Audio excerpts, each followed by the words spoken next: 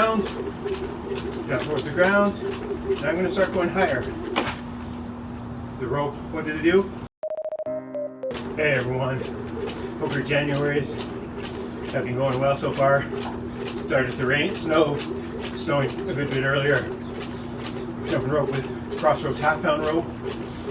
In today's video, I want to give a few pointers regarding doing crisscrosses.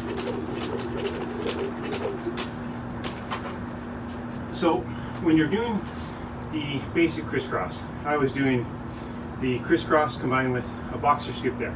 But let's just focus on the arms and the hands positioning for the time being. One thing to really keep in mind is when you're doing your crisscrosses, let's say you're trying to learn your first crisscross, you want to be careful not to bring the rope too high up your body when you're crossing your arms. Some people have a habit of doing this, as if they're giving themselves a hug. And you can see what happens with the rope there. It starts getting quite high off the ground. So in order for me to jump that, I'm going to have to jump quite high, or I may even have to hunch over a little bit. And that's unnecessary when you're performing crisscrosses. A good technique, if you're using a rope that's suitable for your height, is simply to cross the rope in front of your body, almost with your hands pointing at an angle down towards the ground. If you can see here from the side, there's my forearms at a 90-degree angle, my elbow joint. Now when I'm doing crisscrosses, I have them at about the angle which you can see there. So I'm not bringing them across my body, I'm not bringing them around just above my waist height, but rather I'm bringing them down towards the ground. That's going to create a bit of a slack in the rope to make it easier for me to jump through. Another very important thing is, when you're crossing the rope, you don't need to exaggerate the arm crossing motion. Doing so, as you can see, it shortens the rope a little bit. If you compare this to my arms crossed down here, look at there's far more slack here compared to here. All we need to do is, when we're doing the basic crisscross, is cross our arms enough so that the rope can clear our feet. So just a little bit wider than, say, our hips, as can be seen there. And then when you're reversing your arms, you don't want to exaggerate the uncross. You don't need to swing your arms out widely, because that will shorten the rope and it will also make it just difficult to perform the motion.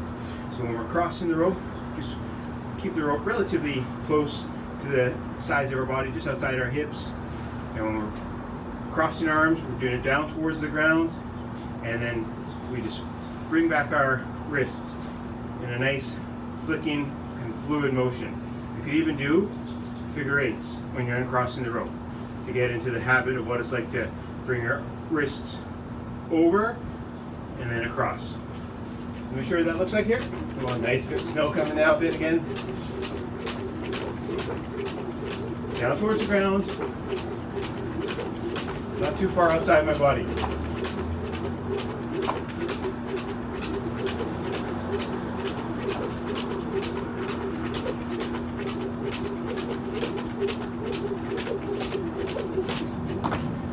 Okay, so again, when you're doing those crisscrosses, we don't need to hug our bodies unless we're using a very long rope, because doing so it's going to make the rope come up high on the body.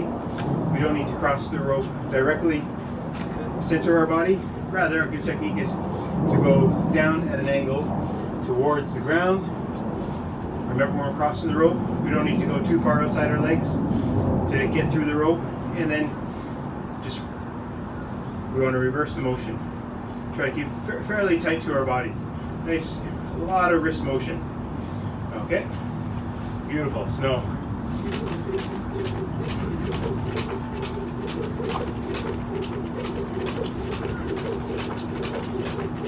Now watch what happens. So I'm pointing my hands down at an angle towards the ground. Look what happens now if I try to cross the rope about half, just above my hips, okay, at this length, as opposed to going down here. I'm going to cut the rope, cross my arms around here. Let's see what happens. So first, down towards the ground, down towards the ground. Now I'm going to start going higher. The rope, what did it do? it hit my legs. Let me show you what that looks like just by flicking the rope overhead here. Okay, now let me do the same motion, but point my hands down towards the ground. The second time, the rope hit the ground. When I crossed the rope higher, the rope hit my legs. Okay? And if you're trying to get your first crisscross, if you're able to do 1 foot hops, actually doing a crisscross on 1 foot can make it easier to learn the technique, because you're only having to get the rope past 1 foot as opposed to 2 feet on the ground. Just when you're learning the technique. Let me show you what I mean by that. There's less foot surface on the ground to get across.